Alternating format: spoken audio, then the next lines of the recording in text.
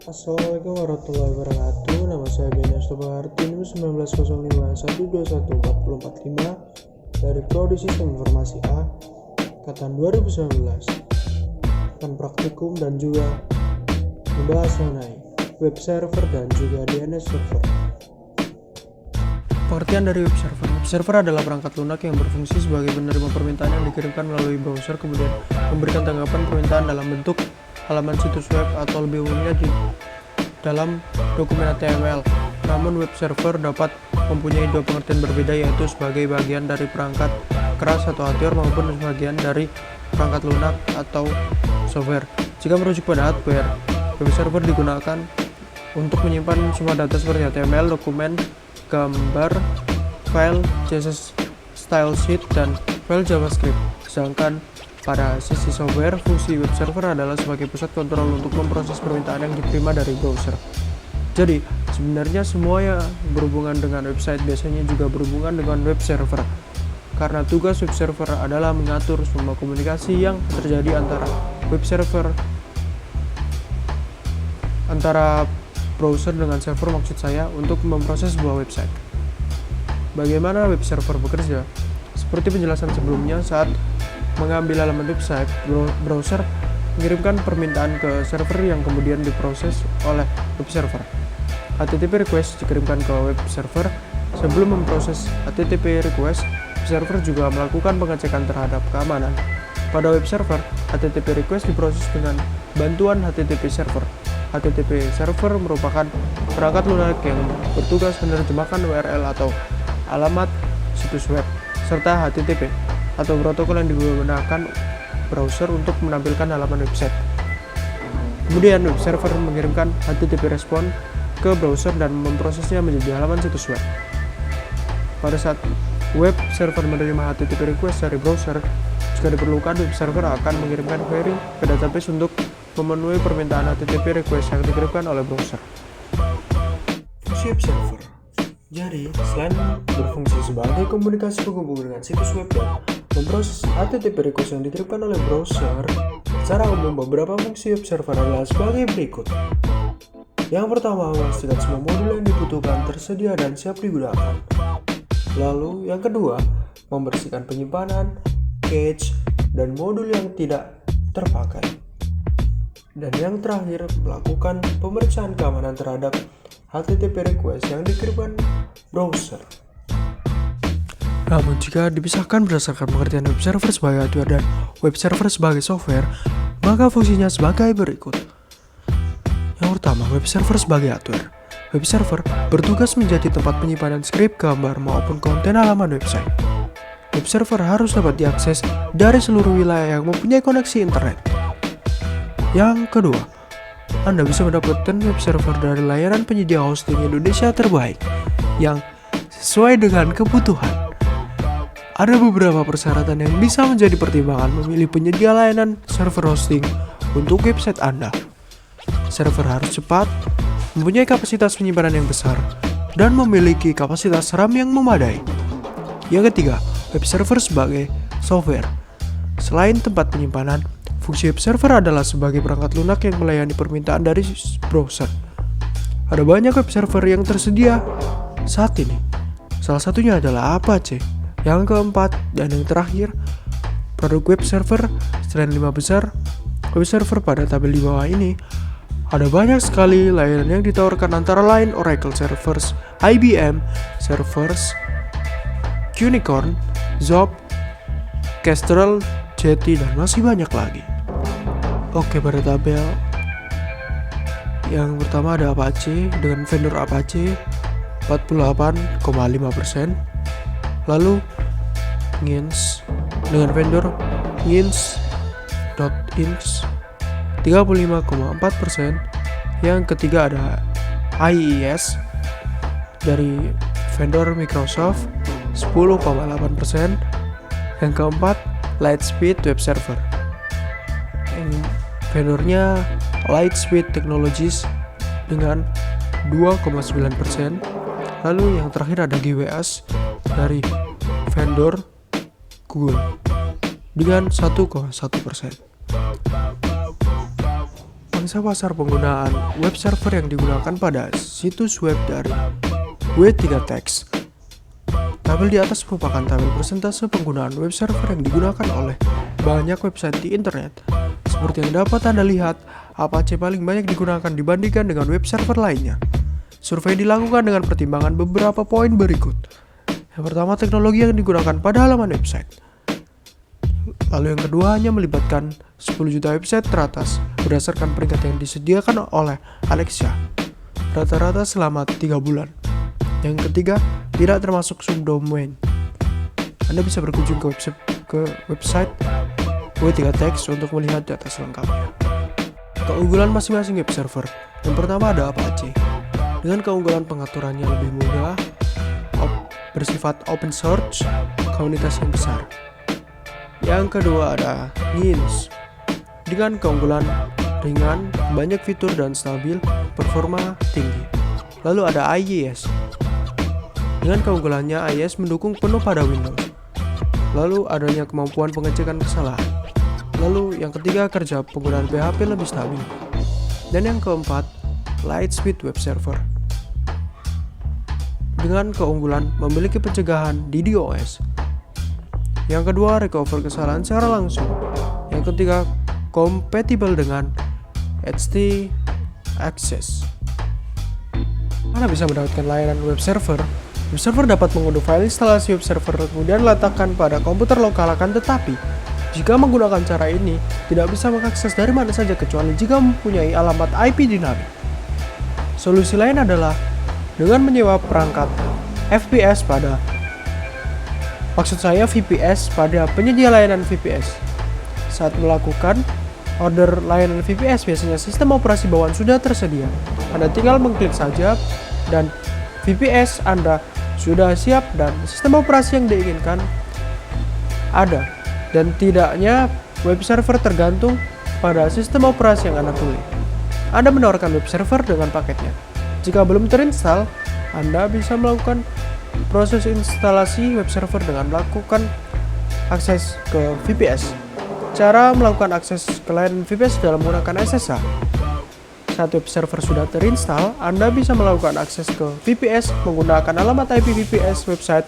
Anda juga bisa diakses jika terdapat pada folder HTTP yang sudah dipersiapkan.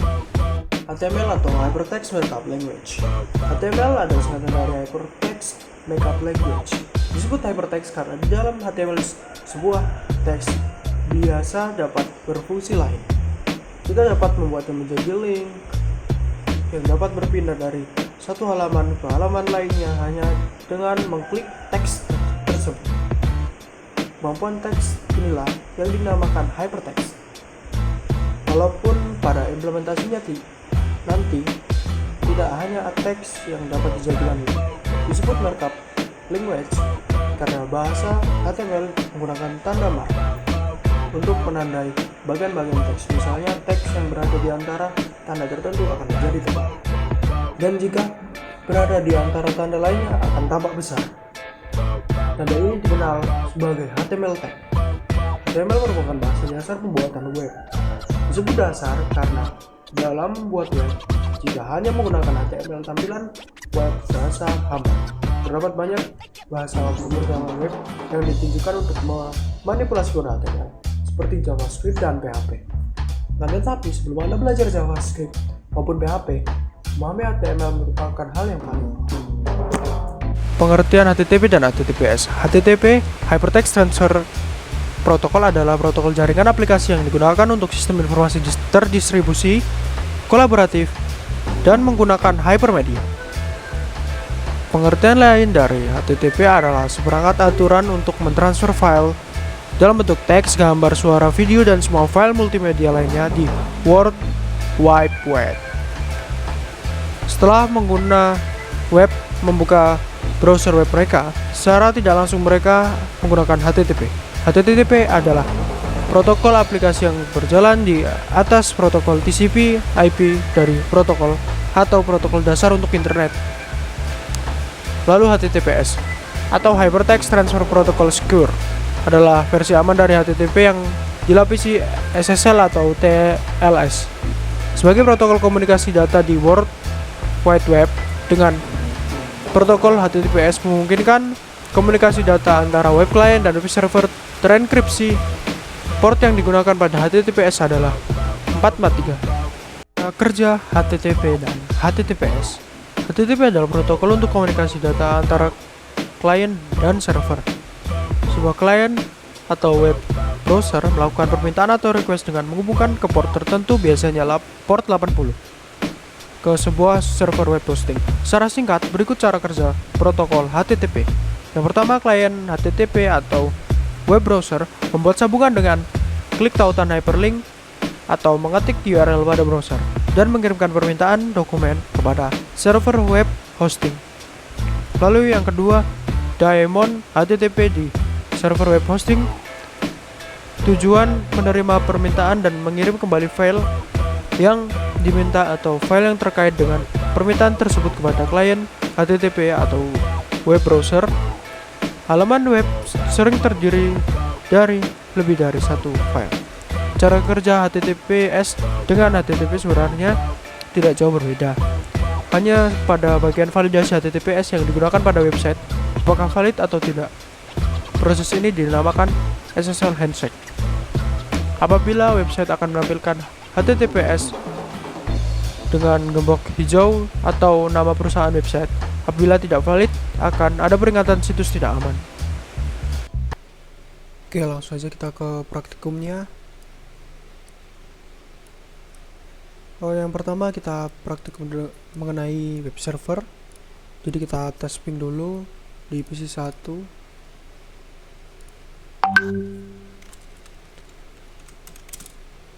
Empat tiga 1.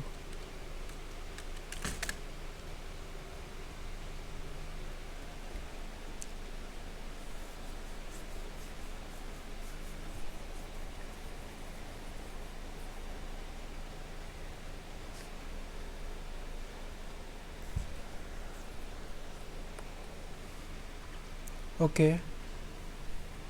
Lalu selanjutnya kita tes juga ping di laptop.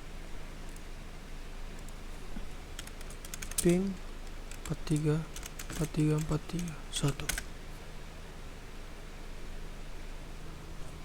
Oke, berhasil juga. Oke, kita tes juga pada smartphone. Ping 43 1.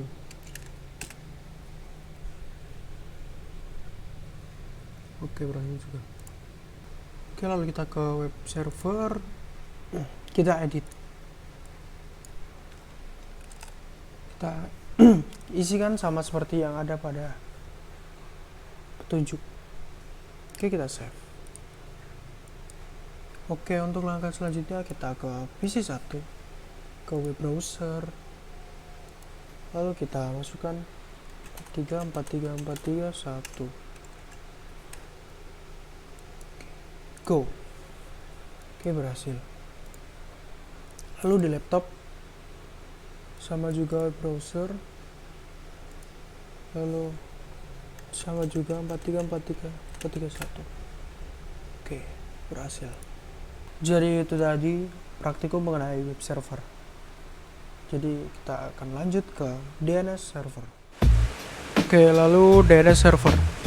Tujuannya untuk memahami DNS, memahami cara kerjanya, mensimulasikan DNS server dengan Cisco Packet Tracer. Apa itu DNS? Domain Name Server atau DNS adalah sebuah sistem yang menghubungkan Uniform Research Locator atau URL dengan Internet Protocol Address atau IP address. Normalnya untuk mengakses internet, Anda perlu mengetikkan IP address sebuah website. Cara ini cukup merepotkan sebab ini artinya Anda perlu punya daftar lengkap IP address website yang dikunjungi dan memasukkannya secara manual. DNS adalah sistem yang meringkas pekerjaan ini untuk Anda.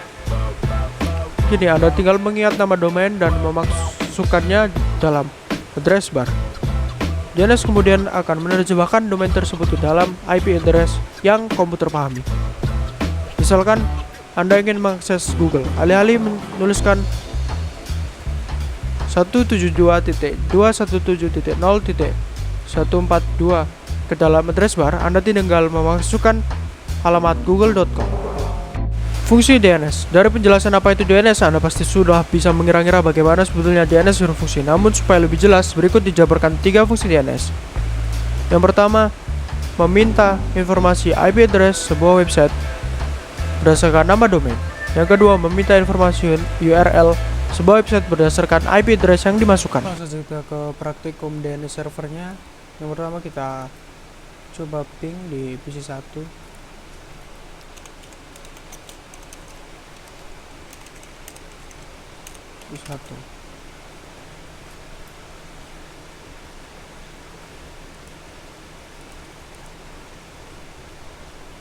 Oke, lalu di PC 4.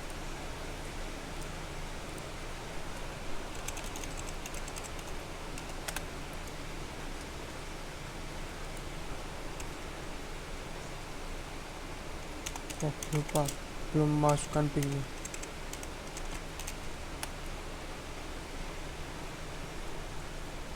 Oke, sudah berhasil juga. Lalu kita tambahkan juga di DNS nya. Oke, kita tambahkan sama seperti di perintah.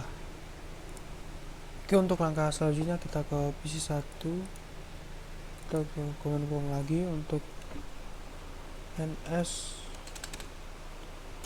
lookup jarcom.com. Oke, lalu ns lookup www.jarcom.com. Oke, lalu di laptop juga.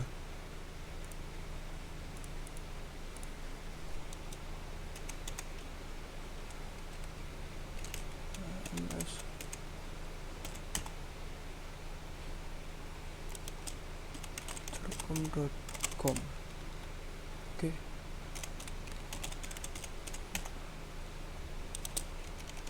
www.jarcom.com. Oke, berhasil. Oke, kita ke PC 1, lalu kita ke web browser jarcom.com. Oke,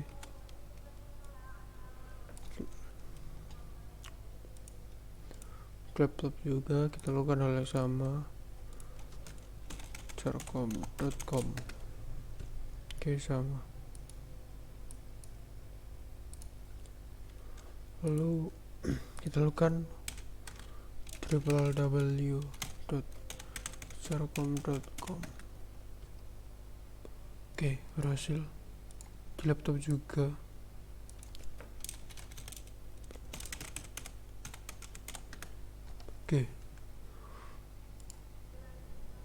Oke, udah bisa satu, kita ke command prompt, lalu lakukan ns lookup ftp.jarcom.com. Oke, berhasil. Lakukan juga di laptop ns lookup ftp.jarcom.com. Oke, berhasil juga. Berikut adalah video praktikum dan juga materi saya mengenai web server dan juga DNS server. Kurang lebihnya mohon maaf. Wassalamualaikum warahmatullahi wabarakatuh.